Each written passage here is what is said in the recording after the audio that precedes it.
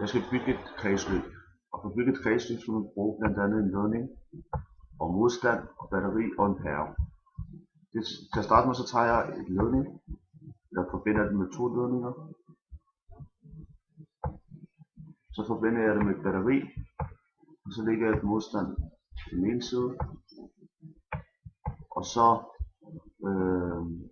tager jeg en anden ledning.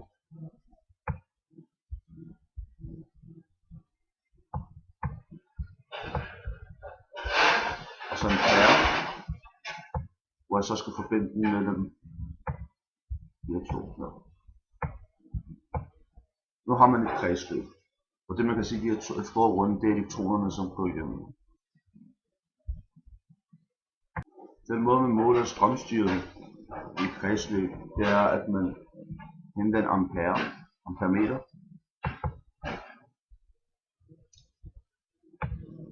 Som man så forbinder mellem 2 af de her, simpelthen gennem ledning og modstand. Vi adskiller den. Nu kan vi se, at amperen er på 0,45 i dette kredsløb. Det er den måde, man udregner strømstyrken faktisk. Og for at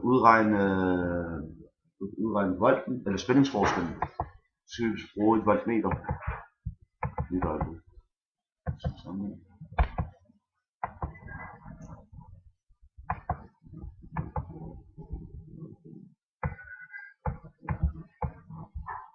Bruger vi et voltmeter. Og så forbinder den eksempelvis ind i pæren her. Og så kan vi se, at volten er på 4,5 volt. Det vil sige, at spændingsforskellen er på 4,5 volt. Og det er faktisk uagtet, hvor vi ligger den hen, så vil spændingsforskellen være den samme. Det er en konstant størrelse. Ja, eksempelvis. Og den måde, man kan beregne effekt på i en pære, det er, at man skal bruge en formel, der hedder P, som står for effekt, er lige med U, som står for volten, det vil sige spændingsforskellen, gange I, det vil sige strømstyrken, det vil sige amperen. Nu ved vi, at spændingsforskellen U er på 4,5 volt, eksempelvis.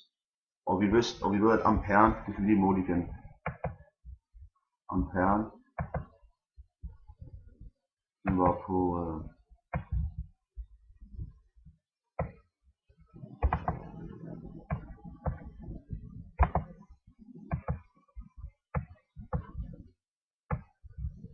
amperen var på 0,5, og det kan ikke huske faktisk,